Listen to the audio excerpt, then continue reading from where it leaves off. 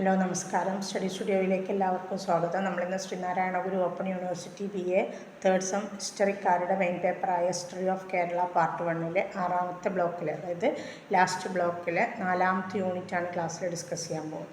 ക്ലാസ്സിലേക്ക് പോകുന്നതിന് മുമ്പ് നിങ്ങൾ എൻ്റെ ഈ ചാനൽ ആദ്യമായിട്ടാണ് കാണുന്നതെങ്കിൽ സബ്സ്ക്രൈബ് ചെയ്യുക, ഷെയർ ചെയ്യുക, നിങ്ങളുടെ കമൻറ്റുകൾ എഴുതി അറിയിക്കുക. അതോടൊപ്പം തന്നെ മലയാളത്തിലുള്ള പെയ്ഡ് നോട്ട്സ് ഉണ്ട്. നോട്ട്സോ അസൈൻമെൻറ്റ്സോ ഒക്കെ ആവശ്യമുള്ളവരുണ്ടെന്നാണെങ്കിൽ മുൻ വീഡിയോസിലൊക്കെ ഡിസ്ക്രിപ്ഷൻ ബോക്സിൽ ഞാൻ എൻ്റെ വാട്സപ്പ് നമ്പർ കൊടുത്തിട്ടുണ്ട്. നമ്പറിൽ ബന്ധപ്പെടുകയാണെങ്കിൽ അതിൻ്റെ ഡീറ്റെയിൽസ് തരാം കേട്ടോ. ഓക്കെ, അപ്പോൾ നമുക്ക് ക്ലാസ്സിലേക്ക് പോകാം. ആറാമത്തെ ബ്ലോക്കിലെ 4ാമത്തെ യൂണിറ്റ് മൈസൂർ റെയ്ഡ്സാണ്. മൈസൂരിയൻ ഇൻവേഷത്തെക്കുറിച്ചാണ് അതിൽ.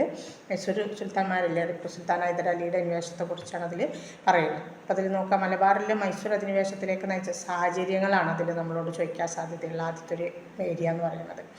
അപ്പോൾ അതിൻ്റെ ആൻസർ വരുന്നത്, മൈസൂർ ഭരണാധികാരികളായ ഹൈദരലിയും അദ്ദേഹത്തിൻ്റെ മകൻ ടിപ്പു സുൽത്താനും ദക്ഷിണേന്ത്യയിൽ എന്ത് ചെയ്തു, അവരുടെ ദക്ഷിണേന്ത്യയിലുടനീളം, ഇതിലൊരു ഏരിയയിൽ നിന്നല്ല, ദക്ഷിണേന്ത്യയിലുടനീളം അവരുടെ അധികാരം സ്ഥാപിക്കാൻ അല്ലെങ്കിൽ വികസിപ്പിക്കാൻ ആഗ്രഹിച്ചു. അപ്പോൾ അതിൻ്റെ ഭാഗമായിട്ട് എന്താ ചെയ്തവർ, വലിയ വ്യാപാര സാധ്യതയുള്ള മലബാർ കൈവശപ്പെടുത്താൻ വേണ്ടിയിട്ട് അവർ തീരുമാനിച്ചു. മലബാറിലെ പ്രദേശങ്ങളെ മുഴുവൻ കീഴടക്കാൻ അവർ ആഗ്രഹിച്ചു. അങ്ങനെ വലിയ വ്യാപാര സാധ്യതയുള്ള മലബാർ കീഴടക്കാൻ വേണ്ടിയിട്ട് മലബാറിലെ വിവിധ നാടുവാഴികൾക്കിടയിൽ അന്നുണ്ടായിരുന്ന ശക്തമായ വൈരാഗ്യവും പോരാട്ടവും അവർ മുതലെടുത്തു. അത് മുതലെടുത്തുകൊണ്ട് അവരെന്ത് ചെയ്തു, മൈസൂര പ്രദേശത്തെ എങ്ങനെയെങ്കിലും പിടിച്ചെടുക്കാനുള്ളൊരു അവസരം കിട്ടി. അതായത് ഒരാൾക്കെതിരെ ഒരാളെ കൂട്ടുപിടിച്ച് കഴിഞ്ഞാൽ ഇന്ത്യയിലെ ഭരണാധികാരികൾ ആരെ സപ്പോർട്ട് ചെയ്യും, മൈസൂർ ഭരണാധികാരികളെ സപ്പോർട്ട് ചെയ്യുന്നൊരവസ്ഥയാണ് ഉണ്ടായിരുന്നത്. അത് മുതലാക്കിക്കൊണ്ട് അവർ മലബാർ മേഖല കൈവശപ്പെടുത്തുന്നതിൽ വിജയിച്ചു. ബ്രിട്ടീഷ് ഭരണാധികാരികളോടുള്ള എതിർപ്പും അവരെ എന്ത് ചെയ്തു, മലബാർ പിടിച്ചടക്കാനുള്ളൊരു പ്രേരണ അവർക്ക് ഉണ്ടാക്കി. അങ്ങനെ മലബാറിൻ്റെ കടൽ തീരത്ത് നിന്ന് വ്യാപാര നിയന്ത്രണം നേടുക എന്ന മൈസൂർ സുൽത്താൻമാരുടെ പ്രധാന ലക്ഷ്യങ്ങളിൽ ഒന്നായിട്ട് മാറുകയും അതിലവർ ഏറെക്കുറെ കുറച്ച് നാളത്തേക്കാണെങ്കിലും വിജയിക്കുകയും ചെയ്തു.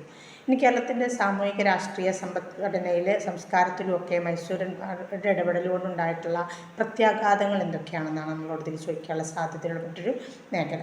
അപ്പോൾ അതിന് സാമൂഹിക മാറ്റങ്ങൾ എന്തൊക്കെയാണെന്ന് നോക്കാം. ടിപ്പു സുൽത്താൻ മതപരമായ ശക്തമായ ഭരണം കൊണ്ടുവന്നു. ജനസംഖ്യാ വ്യവസ്ഥയിൽ വ്യതിയാനങ്ങളൊക്കെ ആ കാലഘട്ടത്തിൽ സംഭവിച്ചു. പിന്നെ സമുദായങ്ങൾക്കിടയിൽ ആശയവ്യത്യാസം ആ കാലഘട്ടത്തിൽ നിലനിന്നിരുന്നു. ഒരു പോരായ്മയായിട്ട് കേട്ടോ. ഇനി എന്തൊക്കെയാണ് അവരുടെ കാലത്തെ രാഷ്ട്രീയ മാറ്റങ്ങൾ നോക്കുക. സാമൂതിരിക്കും മറ്റ് നാട്ടുരാജാക്കന്മാർക്കും തങ്ങളുടെ പരമ്പരാഗത സ്വാതന്ത്ര്യം നഷ്ടപ്പെട്ടു. മലബാറിൽ ബ്രിട്ടീഷ് കൊളോണിയലിസം ശക്തിപ്പെടുന്നതിനത് വഴിയൊരുക്കി. മലബാർ പ്രദേശം ഇന്ത്യൻ ഉപഭൂഖണ്ഡത്തിലെ പ്രധാന ശക്തികൾക്കിടയിലെ ഒരു രാഷ്ട്രീയ മത്സരത്തിൻ്റെയും രാഷ്ട്രീയ യുദ്ധത്തിൻ്റെയും ഒക്കെ ഭാഗമായിട്ട് അങ്ങനത്തെ ഒരു ഏരിയ ആയിട്ട് മാറാൻ തുടങ്ങി.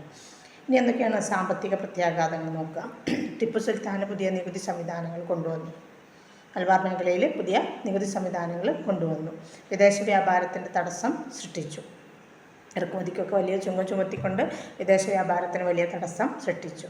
ഇനി സാംസ്കാരികമായ മാറ്റങ്ങൾ എന്തൊക്കെയാണെന്ന് വെച്ചാൽ, സാംസ്കാരിക പ്രാധാന്യമുള്ള സ്ഥലങ്ങൾ അപ്രാപ്യമായി.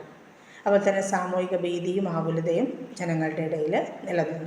ഇതൊക്കെയാണ് അവരുടെ 4 തരത്തിലുള്ള മേഖലകളിലാണ് നമ്മൾ പറയുന്നത്. ഒന്ന് സാമൂഹിക രംഗത്ത് സാമൂഹിക മാറ്റങ്ങൾ, പിന്നെ രാഷ്ട്രീയ രംഗത്ത് രാഷ്ട്രീയ മാറ്റങ്ങൾ, സാമ്പത്തിക രംഗത്ത് സാമ്പത്തിക ഫലങ്ങൾ, പിന്നെ സാംസ്കാരികമായ മാറ്റങ്ങൾ. 4 മേഖലയിലെ പരിഷ്കാരങ്ങളാണ് അവർ, അല്ലെങ്കിൽ മാറ്റങ്ങളാണ് അവരുടെ കാലത്ത്. നല്ലതും ചീത്തയുമായിട്ടുള്ള കാര്യങ്ങളെ ഉൾച്ചേർത്തുകൊണ്ട് അതിൽ എഴുതാൻ വേണ്ടത് കേട്ടോ. ഇനി നമ്മളോട് ഇതൊന്ന് ചോദിക്കാൻ സാധ്യതയുള്ള മറ്റൊന്നാണ്, ഹൈദരലിയും ടിപ്പു സുൽത്താൻ്റെയും മതപരമായ നയങ്ങൾ. ആ നയങ്ങൾ കേരളത്തിൽ ചെലുത്തിയ സ്വാധീനവുമാണ് അതെന്ന് നമ്മളോട് ചോദിക്കാൻ സാധ്യതയുള്ളൊരു ഏരിയ. അവരുടെ മതനയം, ഇപ്പോൾ ഹൈദരലി മതനിരപേക്ഷതയാണ് പ്രോത്സാഹിപ്പിച്ചത്. അതായത് നമ്മൾ പറയില്ല, എന്താ പറയുക, എല്ലാ മതങ്ങളെയും അംഗീകരിക്കുന്ന ഒരു നയമാണ് ഹൈദരലി സ്വീകരിച്ചിരുന്നത്. അദ്ദേഹത്തിൻ്റെ പ്രധാന ശ്രദ്ധ സാമ്രാജ്യ വികസനത്തിലും അതുപോലെ തന്നെ ഭരണസംഘടനയിലും മാത്രമായി. അതായത് മതപരമായ കാര്യങ്ങളിൽ ഇടപെടുന്നതിനോട് താല്പര്യമില്ലാത്തൊരു ഭരണാധികാരിയായിരുന്നു ഹൈദരലി. എന്നാൽ അതുപോലെ തന്നെ ക്ഷേത്രങ്ങൾക്കും പള്ളികൾക്കും അദ്ദേഹം തുല്യ സംരക്ഷണം നൽകുന്നതിലും അദ്ദേഹം പ്രത്യേക ശ്രദ്ധ കൊടുത്തിരുന്നു. ഹൈദരലി ബ്രാഹ്മണരെയും ഹിന്ദു ബ്രാഹ്മണരെയും മുസ്ലിങ്ങളുടെ ഭരണത്തിൻ്റെ ഉന്നത സ്ഥാനങ്ങളിലെല്ലാം അദ്ദേഹം നിയമിക്കുകയും ചെയ്തിരുന്നു. അപ്പോൾ അവിടെ മുസ്ലിങ്ങളാണോ ഹിന്ദുക്കളാണോ എന്ന് നോക്കാതെയുള്ള ഉദ്യോഗസ്ഥ നിയമനവും നടത്തിയിരുന്നു, ഹൈദരാലി നടത്തിയിരുന്നു.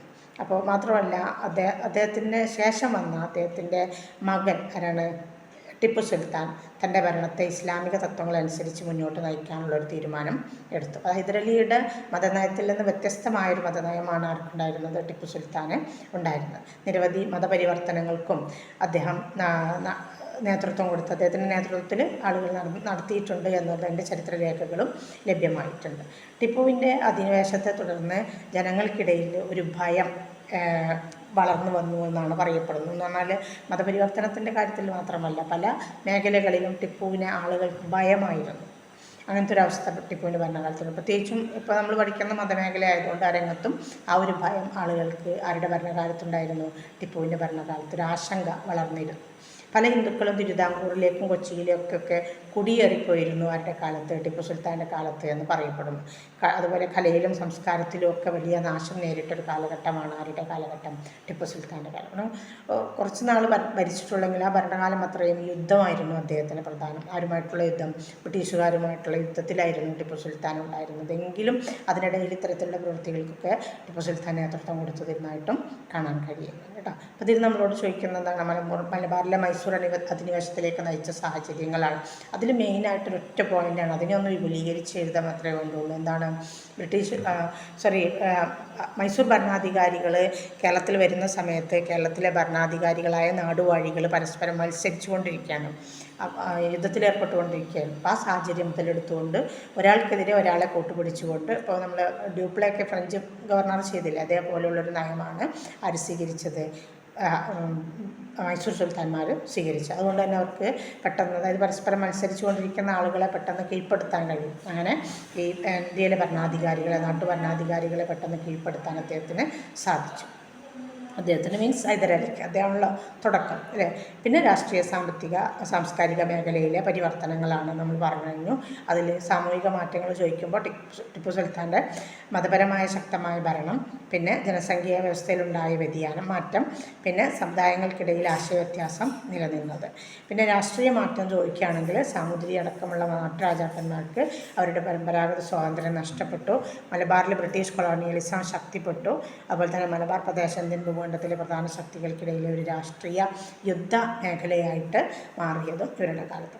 ഈ സാമ്പത്തിക രംഗത്ത് ചോദിക്കുകയാണെങ്കിൽ അവർ ഏർപ്പെടുത്തിയ പുതിയ നികുതി സംവിധാനങ്ങൾ, പിന്നെ വിദേശ വ്യാപാരത്തിന് അവരൊരു തടസ്സമായിരുന്നു. അത്രയാണ് അതിൽ വരുന്നത് കേട്ടോ.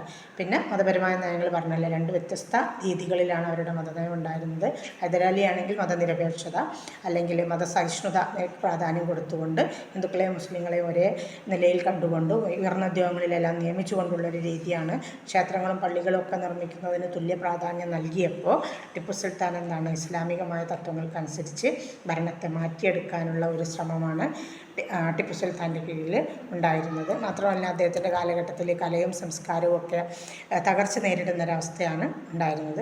ഒരുപാട് മതപരിവർത്തനങ്ങൾക്ക് അദ്ദേഹം സാക്ഷ്യം വഹിച്ചിട്ടുണ്ട്, അല്ലെങ്കിൽ അദ്ദേഹം നേതൃത്വം കൊടുത്തിട്ടുണ്ട് എന്നുള്ളതും ചരിത്രരേഖകളിൽ കാണുന്നുണ്ട്. അപ്പോൾ അതുകൊണ്ട് തന്നെ മതപരിവർത്തനം കൊണ്ട് തന്നെ എന്ത് ചെയ്തിട്ടുണ്ട്? ഒരുപാട് ഹിന്ദുക്കൾ അന്ന് തിരുവിതാംകൂറിലേക്കും കൊച്ചിയിലേക്കൊക്കെ വിട്ടുപോയിട്ടുണ്ട് എന്നുള്ളത്, മലബാർ വിട്ടുപോയിട്ടുണ്ട് എന്നുള്ളതും ചരിത്രത്തിൽ രേഖപ്പെടുത്തുന്നുണ്ട്. അപ്പോൾ ഇത്രയാണ് ആ 2 ഭരണാധികാരികളെ അല്ലെങ്കിൽ മൈസൂർ സുൽത്താൻമാരെ കുറിച്ച് നമുക്ക് നമ്മുടെ ഹിസ്റ്ററിയുടെ ഭാഗമായിട്ട് പഠിക്കാനുള്ളൂ. Okay, thanks.